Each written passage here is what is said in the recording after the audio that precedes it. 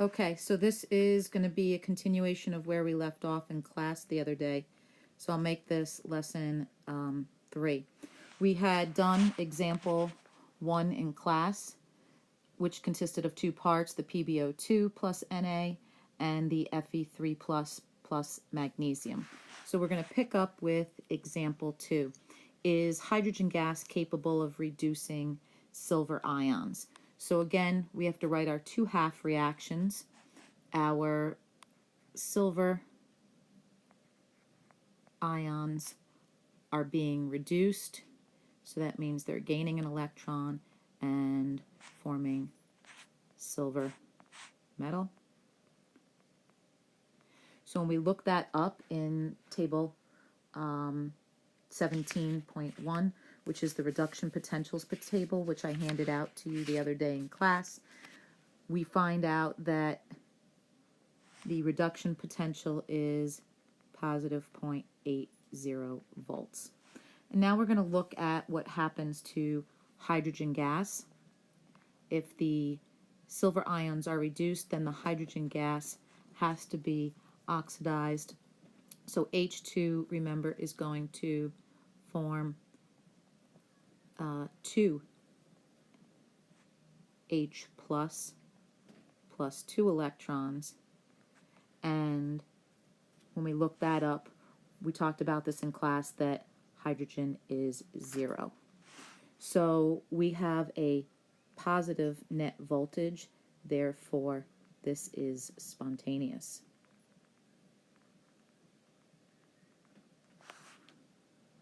All right, let's look at the next one. Is H2 capable of reducing N plus 2 ions, so nickel ions? So we've got nickel ions, and do the same thing, plus 2 electrons, forming nickel solid. And we look that up, we get 0.23 volts. And we already know that the hydrogen is 0, so we do not need to write that again. That's negative 0.23 volts. Therefore, it is not spontaneous, no.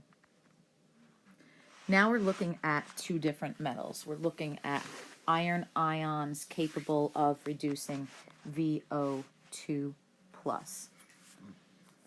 Again, the biggest thing is finding this in your table and then making sure that if it is not the reduction, if it is the oxidation, that you switch the sign. So we've got VO2 plus 2H plus, and I'm getting this right off the chart, plus 2 electrons yields VO2 plus H2O.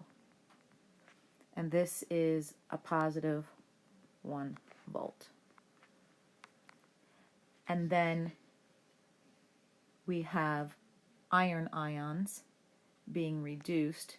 So Fe2 is going to go to Fe3 plus an electron. And when we look that up, remember it's the reduction potential, so you have to take the opposite. So it's going to be negative 0.77 volts.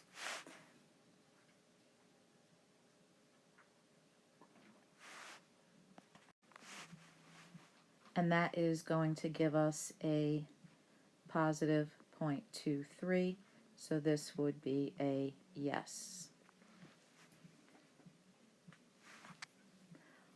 All right, and is Fe2 plus capable of reducing Cr3 plus ions?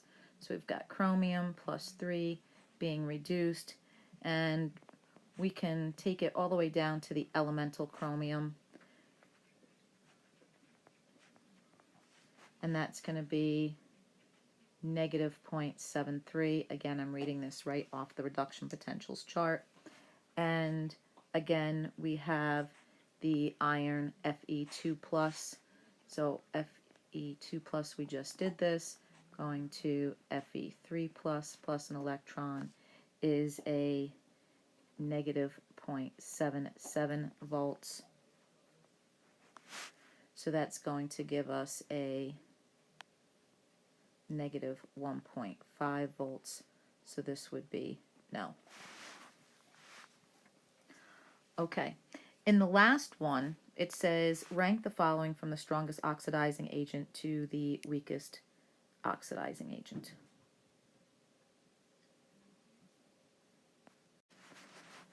Okay, so in order to figure this out, we actually have to write all of the reactions. So we're going to start with Ce4 plus, and Ce4 plus has to be reduced because there isn't really anything else it can go to when you're looking on the chart except for Ce3 plus. So the reduction of that is going to be 1.77 volts. All right, and then we have Ce3 plus. Ce3 plus would have to be oxidized, going to Ce4 plus 1 electron. So that's the opposite of the first reaction, so we'd have to switch the sign, negative 1.77 volts. Then we have Fe2 plus, so that would be reduced right down to elemental iron, and that's going to be negative 0.44 volts. And then we have Fe3 plus, which would be reduced to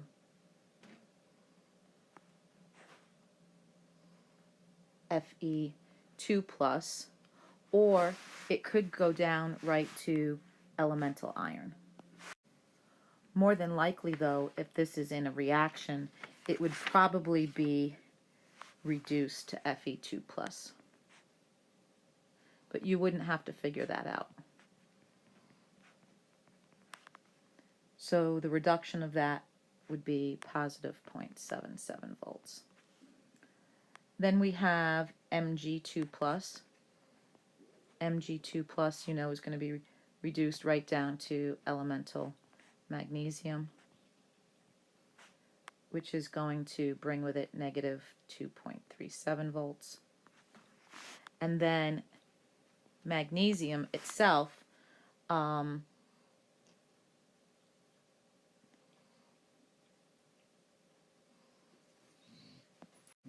could only be oxidized. So it would be the opposite of that. And then we also have what left? Nickel. Nickel ions are going to be reduced down to elemental nickel. And that's negative 0.23 volts. And then tin. Tin would have to be oxidized because it's already in its elemental form. So that would be a positive 0.14 volts.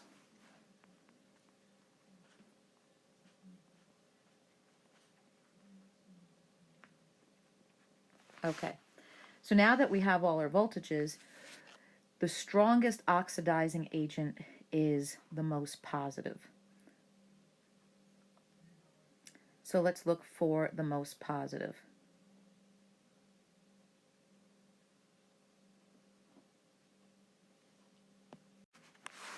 So that's going to be actual magnesium. So I'm going to rank this. This is going to be number 1. And then the next most positive would be Ce4 plus. Number 2. Then number 3 would be Fe3 plus. Number 4 would be tin. 5 would be nickel ions. 6 would be iron 2 ions. Then Ce3 plus ions. And then last would be Mg2 plus ions. Okay. So now we're going to talk about cell potential and equilibriums, or voltage and delta G. And we've already used a couple equations for delta G. We've calculated delta G using the free states and the the delta G naught at the back of the book. Sum of products minus sum of reactants. We've used delta G equals delta H minus T delta S. And now we're going to look, we've also looked at delta G equals negative RT ln of K. And last but not least is delta G equals negative N Fe naught. Now, couple of things that might be new. Well, you know that E naught is your cell potential. We did that earlier in this unit. Your F is going to be your Faraday's constant. So F equals Faraday's constant, which is 96,485 coulombs per mole of electrons. And maybe you've talked about this in physics if you've taken physics. And then N is going to be equal to the number of moles from the balanced equation.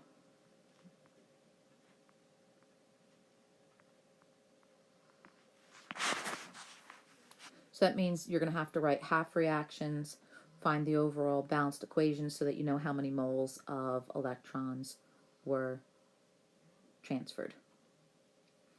For those of you that haven't taken physics or haven't talked about it yet, coulombs are a measure of charge. And in these types of problems, we're going to assume standard conditions. So 1 molar, 1 atmosphere, 25 degrees Celsius. And we'll talk about what happens when the concentrations and the temperatures aren't standard very shortly. So I'm going to just do one of these because it's straightforward. So we've got, using the data, this should be 18.1. I said 17 before, but the chapter's changed with the new book. Calculate delta G for the following reaction. So let's write our two half reactions. We've got Cu 2 plus 2 electrons going to Cu, and then we have Fe going to Fe 2 plus 2 electrons. And it's very nice here that the electrons cancel, so we don't have to multiply in order to get our electrons even. So our final reaction is simply our Cu2 plus Fe yields Fe2 plus Cu. So let's look at the cell voltage because we need our E naught. So for copper, the reduction is 0.34 volts. And for the oxidation of iron, it's negative 0.44, which makes it positive 0.44 because we have to switch the sign. So that gives us a positive 0.78 volts for our E naught. All right, so let's look at our formula. I'm going to do this over here in the black. I didn't really leave enough space there. So we have delta G. This should be actually delta G naught. So make sure you make that correction on the formula. How many moles of electrons, N, were transferred? So we have 2, so that's negative 2 times F, Faraday's constant, 96485, and our E naught is going to be times 0.78.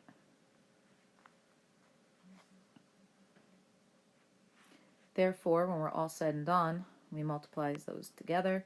Our delta G naught is going to be equal to 150,000, negative 150,517 joules per mole.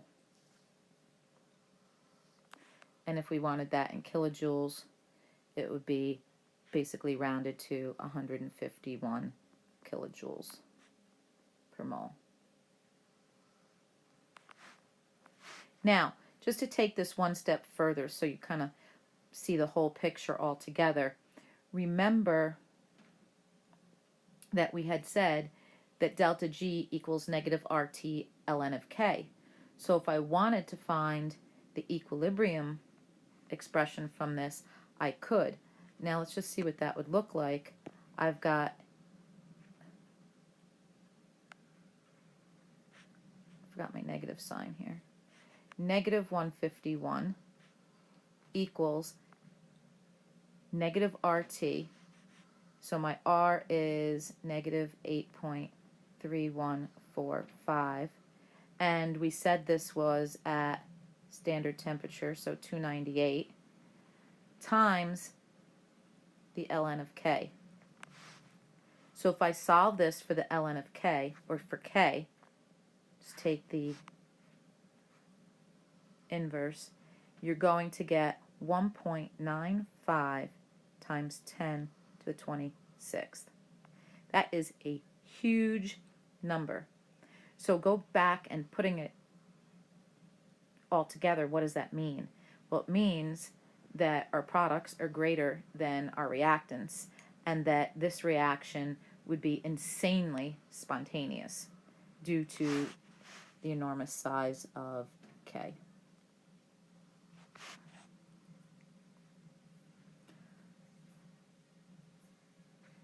Okay. I didn't write the reaction in here for this, but you probably want to write in your notes that I transitioned from the delta G naught equals negative N F E naught to right here, delta G equals negative RT ln of K. All right. Now, that's if our conditions are standard. What happens if our conditions aren't standard? Well, we're going to change this a little bit, the Nernst equation. We have E equals E naught over negative RT over NF times the ln of Q.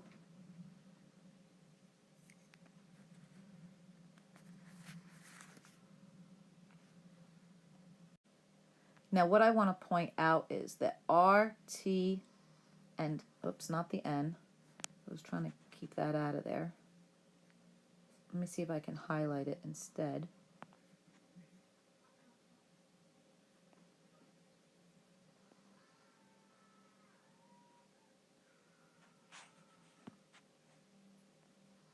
Oh, way too big.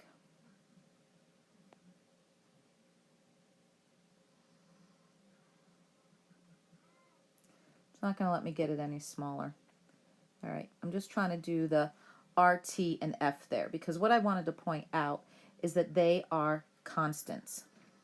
Okay, so if you combine the RT divided by the F, what you wind up getting in this second equation is 0.0592. So your equation essentially becomes 0.0592 divided by N, your moles of electrons, and this is a typo here. I apologize. Again, this should be the log of Q. So change that to log of Q.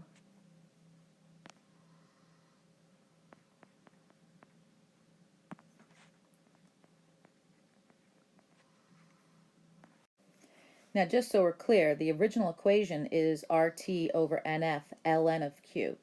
But when you manipulate the equation and you do the math, you come out with 0.0592 over N times the log of Q. And if you want to understand the math, you can look at page 854 in our textbook. All right. So what is the electrical potential for the following cell with the following concentrations? So they gave you all of this information. So there's a couple of things that we need. First of all, when we look at the equation, we need E naught. Okay, we have to calculate the potential of the cell. So what do we have? We have VO2 plus. So we used this equation earlier, and if we have VO2 plus plus 2H plus 1 electron yields VO2 plus water. And that is 1 volt, 1.0 volts. Our other equation that we have is Zn being oxidized. We have Zn going to Zn plus 2 electrons. Remember, when you look this up, you have to switch the sign, so it's going to be positive 0.76 volts. Now there's two things going on here.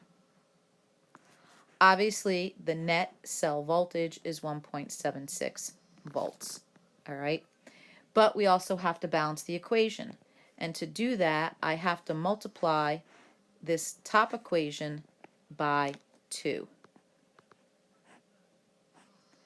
So my overall reaction is actually going to be 2 VO2 plus 4H plus Zn yields Zn2 plus 2 VO2 plus 2 H2O. That is my final reaction. And I'm going to have to continue this on the next page because I'm running out of room.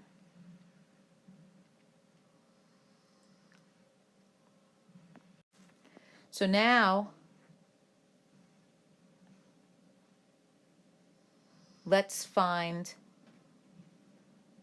E naught. So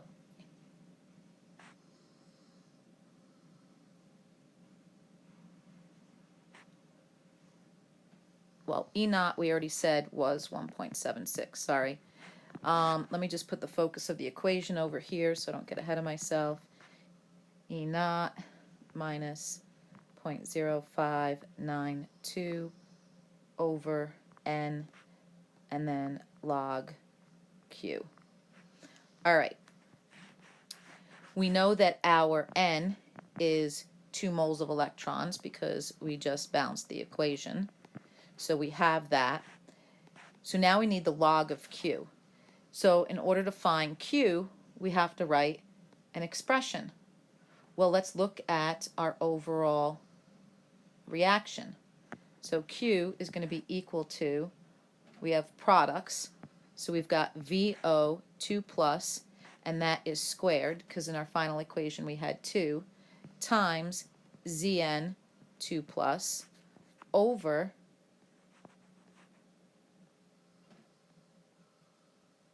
VO2 plus, also squared, and we can't include Zn solid.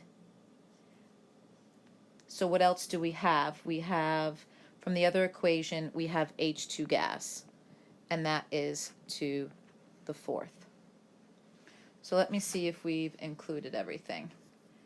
We've got the hydrogen ions, the VO2 plus. We can't include Zn solid. Solids aren't in an equilibrium expression. Zn2 plus, oh, and we're not including the water because it's liquid. So we've accounted for everything. So now we just have to plug in our numbers. And they gave us concentrations. So our VO2 plus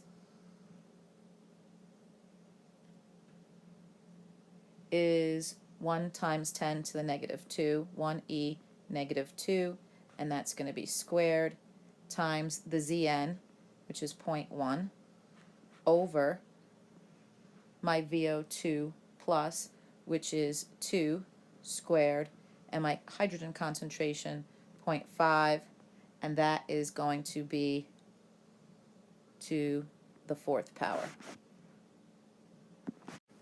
And I get 4e to the negative 5th. So my Q equals 4e to the negative 5th.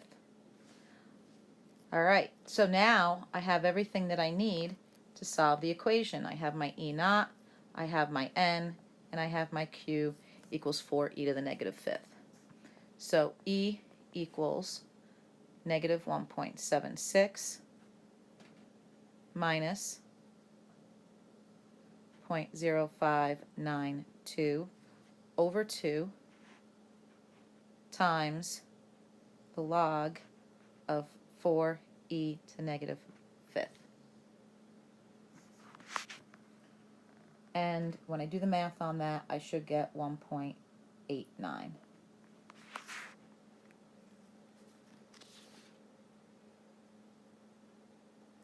So that is the overall electrical potential for the cell. Okay, there is a little bit left to talk about in this unit, but I think I'm just going to finish that up in class tomorrow. You now have enough to get started on the problem set. Okay, make it a great day.